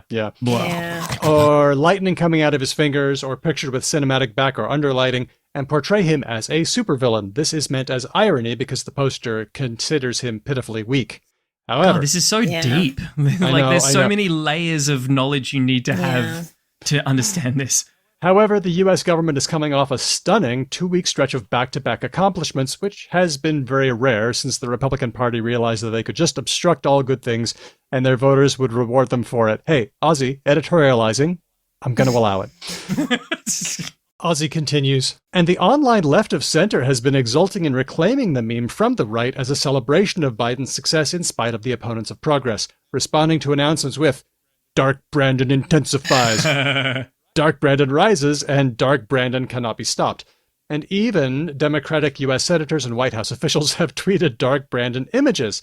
It's even become productive. U.S. Attorney General Merrick Garland now gets referred to as Dark Merrick when announcing FBI operations concerning criminal activity by the previous president. And the face of the U.S. COVID response, Anthony Fauci, is Dark Fauci when announcing the upcoming Omicron boosters. Keep up the good work, Aussie. Yeah. What's the deal with dark? Well, also, can I just say that there's a great episode on this by Jared Holt on the Shitpost podcast? Oh, we talked to him before, Jared didn't we? Holt, former guest of the show that I missed to talk to, which I feel really bad about because he's really cool. But I'm sorry. I think that was my bad. He was cool. Anyway, him and a guest in a recent episode were talking about Dark Brandon and how the White House Twitter account has tweeted about it, and that they said that, and I think that's probably true, that it is now dead because it became so cringy because the Democrats embraced it. I mean, that's always the way, right? That's how you kill it. Maybe that's how you kill it. Yeah. Yeah. So it works on two fronts. You kind of look like you've won, right? Like you've taken the bullies thing and you've turned it against them, and now they don't use it anymore. So like you win, and bonus, they don't use it anymore. Yeah, exactly. Exactly. That's the idea. Is the dark idea the idea of vengeance, like some kind of punishment, like a Batman thing? Well, do you know about Dark Phoenix? I do not. I do. Of course. Any pop culture reference, Ben. Yeah, I got that. Me. No idea. Just to be clear, as I said before, I don't roll deep on anything, but I am like the absolute epitome of the like jack of all trades, master of none kind of thing. Yeah. So like Dark Phoenix, I'm assuming you're referring to like Jean Grey. Yeah, exactly. So it's an X-Men thing, originally in the comics, and I think they're developing some of it into the movie universes as well. But it's basically, she's a very powerful mutant, and she sometimes gets possessed by a part of her psyche that is malevolent. But it also happens in like Avatar, Last Airbender. There are scenes when you could describe him as like a dark avatar. There's also a thing called Dark Avatar. Yep. This is idea that you have like good and bad sides within you, and if you let the bad ones shine, but for a good purpose. Like actually, I on the flight over, I watched Turning Red, and oh yeah, that's heaps of fun. And they frame it as that like you have like turmoil and like sort of aggressive, dark emotions within you, but they can serve a good purpose. And I think that's the kind of darkness, right? Maybe. Okay. Well, I think certainly initially it seemed like it was a dark is bad, a la Senator Palpatine turning into Emperor Palpatine, right? And then these guys are now, positioning it as the anti-hero trope rather than the antagonist. Yeah. So it's like for a good cause, but it is like powerful. And there's this idea that the Democrats are weak because they refuse to be bad. And now we're getting down in the dirt and we're fighting along with them. We're using their rules. We're not staying above it. We're fighting and we're winning. And that has enormous appeal to Democrats who are sick of losing all the time. It's just But they're also not really fighting dark. I mean, all they're doing is making deep fried memes with laser eyes. Like no, this is what's really interesting, right? They're not actually resorting to the tactics of the Republican Party. Certainly not from what I'm seeing. Right, the wins that are being put on the scoreboard, and I would point listeners right now to the race between Dr. Oz and his Democratic opponent, Steve something. 4 syllables. Sorry. Yeah, it's escaped me temporarily, but like this guy is running a train on Dr. Oz, and the dude had a stroke and can't actually campaign. Not Dr. Oz, the Democrat. He had a stroke, couldn't campaign, and his like Gen Z social media team are just fucking going to town on this guy. Yep. Just absolutely destroying Dr. Oz. And you would have thought a dude with Dr. Oz's money and media familiarity would mean that he would like have that sort of a game, at least be able to play, but he is getting fucking destroyed. It's great. He knows how to do one thing. So Dark Brandon, the second one, this is just in passing. Ben, you've mentioned before that you're sick of gate as a scandal suffix. Yeah, I feel like it's a bit clapped out, personally. So people on Twitter are saying that maybe the new gate should be Alago. Ooh, so, where does that come from? Well, Mar-a-Lago, which is Trump's residence, the scandal-plagued former president. And so, you've got a scandal involving submarines. Sub-Alago, or, involving whipped cream. cream a lago. Do we I don't have know. any example of this that you didn't just make up? No. But what I have seen is people making a joke. Hey, maybe the new gate should be a lago. The joke was new on me when I saw it this week, but people have been tweeting about this joke as early as 2017. Look, I like their pluck, but the reality is if you're joking about making it a thing instead of just using it as the thing, I don't think it's going to happen. Yeah. Okay, good point. Exactly. Good Thank point. you, Ben. The next one, quiet quitting. Yeah, I've seen this one. Oh, okay. Can someone explain, like, I'm having like a full Parks and Rec moment here where I've seen that over and over and over again, but I don't know what it means and I'm too afraid to ask. So can one of you Well, please so explain most it of to the me? context where it occurs as a bit of a straw man argument. So the idea is that like millennials and Gen Z and other people are working jobs where they are expected to go over and beyond what it actually says in their work contracts. So that they have employers who expect them to work more hours or put in more effort or sacrifice more of their personal time and life. And during the pandemic, a lot of people who have been working from home and gone down in time have realized that like working and money isn't all that they want in life. And now that they're returning to the workplace, they're actually only putting in what is this on their work contract that they should? What they're supposed to. Yeah. They're fulfilling their fiduciary responsibility, but no more. They're doing They're their doing job. their job. And it shouldn't be called quiet quitting, obviously, because they're not quitting. But the idea is that the employers are upset by this and thereby like saying like, oh, it's as if you're like trying to quit this job. So the term comes from a TikToker, ZK Chillin, and Ellen Scott in metro.com.uk with an article called Could Quiet Quitting Your Job Be the Answer to Burnout? I think no one's objecting to the idea that we need to take a step back from work and realize that we got to have time and headspace for other things. What people are objecting to is the name, that doing your job constitutes some kind of quitting. Like it's the inverse of social justice warrior. Remember when that was like a big thing? And one of the things that we said was like, well, good job branding us really well, dickheads. like the name you came up with isn't a bad name. You've done a really good job at making a thing sound actually not terrible. You think it's terrible, but that's fine. You can think whatever you want. Whereas this seems like the opposite of that. Like the name that's been come up with is like a really bad branding exercise for what it actually is. Yeah. Yeah, it's not a good word, but also the only time I've seen it used is people saying this is a bad word. So I'm wondering how many employers are using it. I've also seen the term quiet firing. Yeah, that's the flip side, isn't it? Which is when an employer doesn't want to fire someone because they find it awkward, so they make their life miserable so that they quit. This is a thing that's been in place in a lot, certainly in a country like Australia, where you actually have fairly, I'm going to say, strong labour sort of rights and policies. Like it's not a simple or an easy thing to fire someone like at all. So a lot of employers, rather than going through the difficult and procedurally complicated steps of actually doing that and having uncomfortable conversations where they're like, hey, we want to performance manage you and stuff, just manage people out of a job by making their job shit, which is just fuck. Like you're a boss. Like surely you could manage to be an adult and have an uncomfortable conversation. So is that what quiet firing is? Actually making somebody miserable so that like pushing someone to walk? I think that's the idea. Which is also maybe overestimating how much employers, like, I feel like someone who would do quiet firing maybe sometimes believe that employees care more about their job than maybe they do. I don't know. Maybe.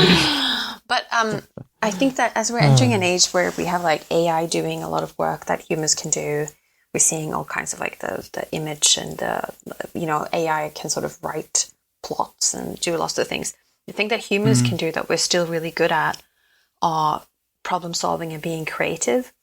And I was listening to this recent episode of More or Less, a BBC podcast, where they were talking about mathematics and that like computers are really good at calculation and they're very fast at it, but they're not very good at a lot of other things that are important in maths. And humans are good at it. And in order to solve those problems, sometimes you need to think slow and you need to like sleep on it. And you need to step away and you need to have another hobby and you need to talk to humans and you need to like eat and go away and go to a rock concert and come back on Monday. It's true. And I think a lot of the tasks that are left for us when the robots take over more of our tasks are more of the kind that we would perform better if we were resting well and had a good life. Let's finish up with splooting. I found this one from Adam Spencer on Twitter. There's been days I could do with a good splooting. Any guesses? Well, that sounds sexual. He meant it that way, I'm sure. Isn't that what pets do? When cats and dogs... It is. Tell me more. It's when they are belly down on the floor and their legs flop down and behind them, and they're sort of just lying. That is correct. Spencer was referencing a tweet by NYC Parks. It had a photo of a squirrel doing exactly that, laying down flat. And the tweet says, "If you see a squirrel lying down like this, don't worry, it's just fine. On hot days, squirrels keep cool by splooting, stretching out. On cool surfaces to reduce body heat, it is sometimes referred to as heat dumping." There you go. Splooting. Yep. Is that like a genuine term from animal husbandry? It's been used for quite a while. The OED is tracking it. Wiktionary says it's imitative. Dictionary.com says it's part of doggo lingo like heckin' and blep and sneck. But, it's not just for animals. You can sploot after a hectic day. You can say, man, I gotta go home and sploot. And it doesn't mean you're trying to get cool. It just means you're trying to dump everything out of your brain after a hectic day. Okay, that's fair enough. When I was little, I used to just, when I came home from school, just be so overwhelmed and tired from everything in the world and just lie down on the floor. Sploot. With all my outdoor clothes on and shoes and everything, and just lie until my mum came, took off my shoes. And and sometimes... You are painting a really tragic picture. I don't know. Is it tragic? Okay. I just have this idea of like a small, totally frazzled Hedvig just like flunk. School is hard for certain kinds of kids that take it very seriously. I'm trying to encourage a young one of mine not to take it so seriously and make it easy. Just float. Let it go. Let it go. You and I have very different genomes. I know. My God. Some kids do it and some kids don't. Never in my life have I had to worry about any progeny of mine trying too hard. I've got my own little Hermione here. But Anyway. I can recommend backward splooting when you get home from work. I haven't tried it for a long time, but I used to do it for up until I was a teenager. And I think if I did it, my husband would take off my shoes.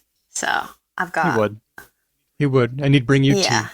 This sounds like a question that is answerable by science. My mom used to just get so annoyed with me. She would just let me lie there for 30 minutes, which I just... Maybe 30 minutes was exactly what you needed. Yeah, it's pretty good.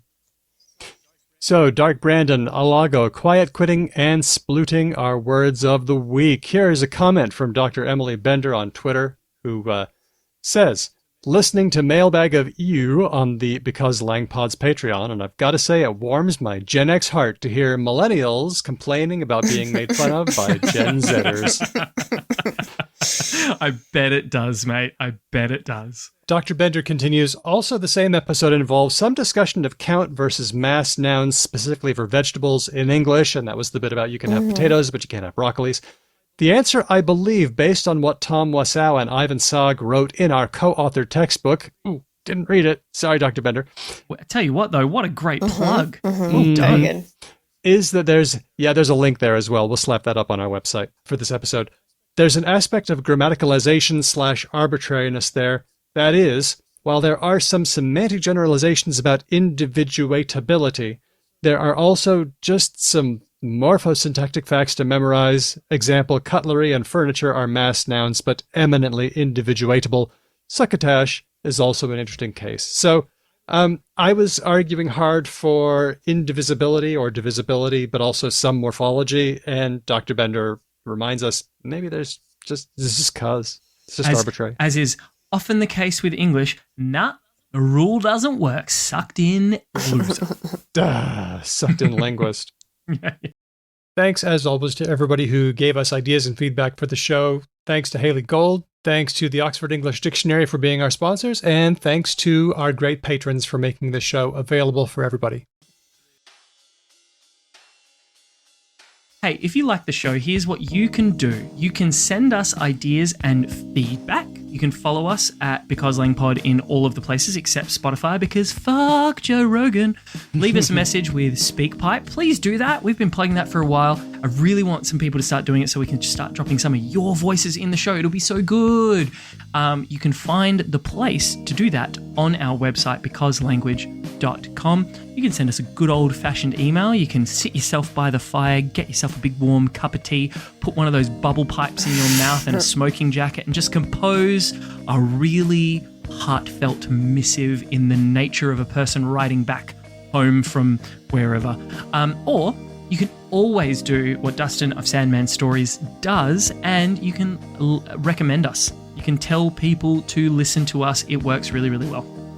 Another thing you can do to help the show is become a patron. You'll get bonus episodes, you can hang out with us on Discord, have a good time there, and you'll be making it possible for us to make transcripts so that people can read our shows and search our shows. Hey, by the way, Speech Docs, y'all rule. They're doing a great job on our transcripts. Big shout out to our top patrons: Dustin, Termi, Elias, Matt, Whitney, Chris L, Helen, Udo, Jack, Barrowcat, Lord Mortis. By the way, Lord Mortis is doing amazing work getting our transcripts searchable on Discord. Oh, what a lord! See what I did there? I would say so. Grammar, Yen, Larry, Christopher, Andy B, James, Nigel, Meredith, Kate, Nasrin, Aisha, Moe, Steele, Manu, Roger, Rianne, Colleen, Ignacio, Sonic, Snedgehog, Kevin, Jeff, Andy from Logophilius, Stan, Kathy, Rush, Cheyenne, Felicity, Amir, Kenny Archer, Tim, Alyssa, Chris W, and Kate B, who not just lightly tapped, not just caressed, but obliterated forever the one-time donation button on our website, becauselanguage.com. Just note, it hasn't actually been destroyed forever. You can also still use the button. It regenerates. You just have to reload the page. It's okay. Also, our newest patrons at the listener level, Kara and Wrangle. Thanks to all of our amazing patrons. And finally, our theme music has been written and performed by Drew Krapianov, who's a member of Ryan Bino and of Didian's Bible. Thanks for listening. We'll catch you next time. Because language. Womp, womp, womp, womp, womp, womp, womp. Daniel, you'll love this. I've just watched Under the Banner of Heaven with Aish, and God, that left just such a fucking sour taste in my mouth. Yeah. Watching how some people choose to exist. Oh. Do you know what happens when you watch it with me? It takes 45 minutes to watch the episode and then an hour of Daniel agonizing over his religious past. I would have imagined you would just ride that pause button like nobody's business, right? Where you're just like, this is real, this is a real thing. And the thing that they're not saying is like all of this other contextual information that you need to know about. Okay, get out of my house when we're watching the show, okay? So I was flying to here. And it was just one of those, 1.5 hour stops in Adelaide. You have to get off the plane and then you get on the same plane again. Yeah. And I was like, going through all the controls and everything. And like, middle of the night, fuck it is. And then there was a small kiosk and there was a beautiful Australian man there who was so cheerful and nice and smiling to everyone and asking us all how our day was and how our trip was and what are we doing here. And I told him I work on languages, and he was like, "Oh, that's so interesting." And I was just you got a little bit. You swooned a little bit, didn't you? It was so nice. Did you? Was it just a thing you've been separated from like us for quite a while? So it was just like you just had that nostalgic wash. And he was, he like really smiled and like talked to me and like wasn't just saying formulaic phrases. He was actually paying attention to what I said. So attractive. I'm loving how much you just found this really. It was. Oh my Australian man! Tell me honestly, more. man, that was the highlight of my trip so far.